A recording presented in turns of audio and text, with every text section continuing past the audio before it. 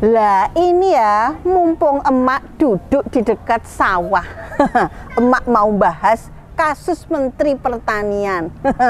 Ingat nggak? Kasus korupsi SYL, Syahrul Yassin Limpo.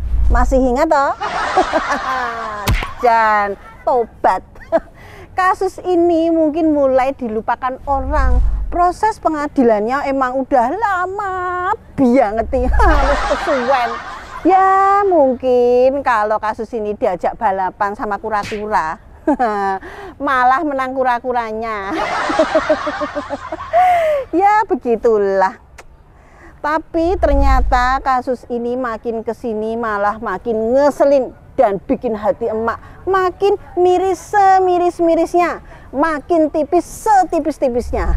Bayangkan saja, di sidang yang terbaru sekarang malah muncul pengakuan yang bikin hati ini makin jengkel. Apa itu? Lah kok bisa orang pakai duit negara?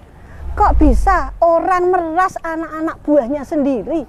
Anak buahnya loh diperas sampai keterlaluan begitu. Piye jal? Wes tobat tenan. Ya, di sidang terbaru terungkap kalau Pak SYL ini minta anak-anak buahnya dana ratusan juta buat nyuap ketua KPK. Piye jal? Rasakno nek kaya ngono kuwi. Ya, buat nyuap ketua KPK. Piye jal? Apa nggak keterlaluan namanya? Korupsi buat nutup-nutupin kasus korupsi. Korupsi buat nyuap petugas anti korupsi. Wes badalah tenan iki. Ini benar-benar wis ambiar, jan ambiar tenan. Ini langit sudah mulai runtuh sajanya.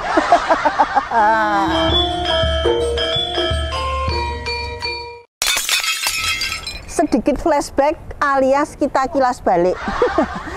Tahu nggak, korupsi Menteri Pertanian itu termasuk korupsi yang dilakukan secara terang benderang.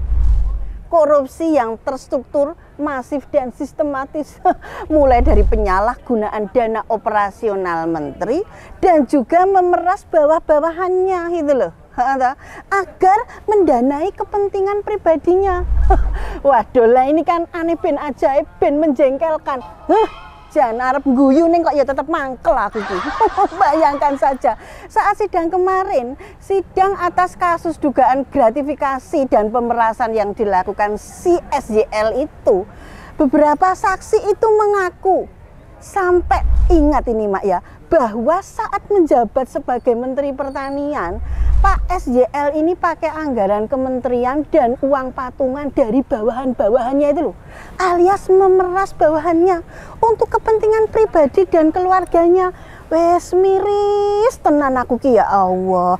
Dan jaksa KPK itu menduga uang hasil memeras bawahannya itu mencapai 44 miliar rupiah. Dan sekali lagi ya, uang itu tuh digunakan untuk kepentingan pribadi dan keluarganya. Wes tobat tenan. Contohnya nih ya, buat beli emas untuk kondangan. Lah kok malah kayak aku tuh emas buat kondangan. Beli skincare untuk acara ulang tahun cucunya. Terus buat belikan mobil anaknya. Dan herannya, buat bayar cicilan mobil Pak SYL. Wes ketemu nalar tuh. Dan yang paling menggemparkan ini ada ini. Apa jal?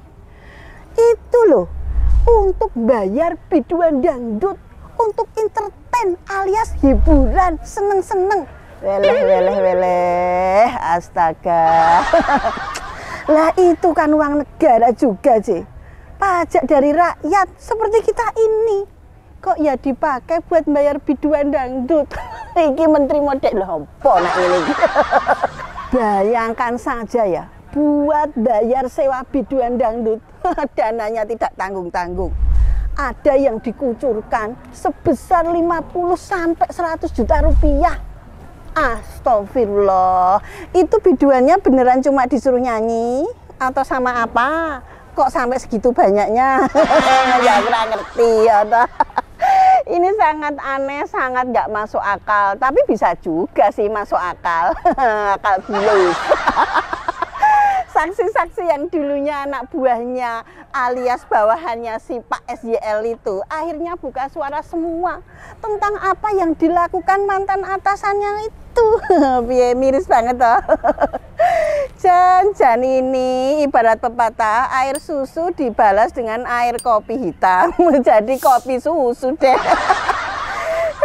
Jan ramu tuh tenan. Dan ada lagi yang membuat heboh, yang beritanya sudah tersebar, yaitu pertemuan Menteri Pertanian kala itu, si Pak SYL itu, dengan Ketua KPK, Pak Firly Bahuri. Ini kan aneh juga, seorang menteri yang sedang diselidiki karena dugaan kasus korupsi, bertemu dengan Ketua Pemberantas Korupsi. Piye Wijal? Jadi kayak film kartun Tom and Jerry. Rambut itu tenan.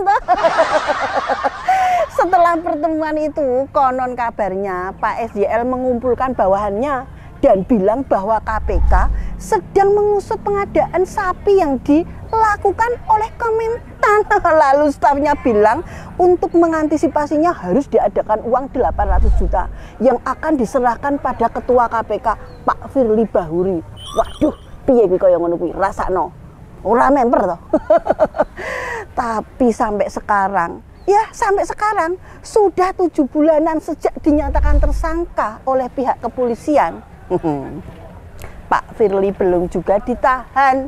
Dan menurut berita yang emak baca, dan menurut berita loh ya ini ya, ada pakar hukum pidana yang bilang begini nih ya, sangat mungkin ada intervensi. Tetapi seharusnya polisi dan kejaksaan tidak takut pada intervensi dari luar karena kasusnya jelas pemerasan dan penyalahgunaan jabatan. Dan sudah ada tuntutan juga loh dari Koalisi Masyarakat Sipil Anti Korupsi yang meminta penahanan dan penuntasan kasus Pak Firly Bahuri ini. Koalisi Masyarakat Sipil Anti Korupsi ini nggak main-main loh. Nggak main-main. Mereka bersama pegiat anti korupsi yang di dalamnya ada tokoh-tokoh hebat yang pernah ada di KPK. Ya, contohnya ada Pak Abraham Samad, ada Pak Saud Situmorang, ada Pak Busra Mukodas, dan Pak Novel Baswedan. Mereka sudah mendatangi Mabes Polri untuk menyampaikan surat langsung kepada Kapolri, Jenderal Listio Sigit Prabowo. Surat tersebut salah satunya terkait dengan desakan yang dimintakan kepada Kapolri agar cepat segera melakukan penahanan terhadap Pak Firly.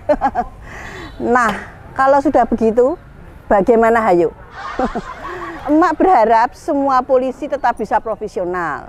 Polisi dan kejaksaan harus profesional agar kasus Pak Firly ini segera tuntas, tidak berlarut-larut, kesuwen-suwen, digantung menuju ketidakpastian.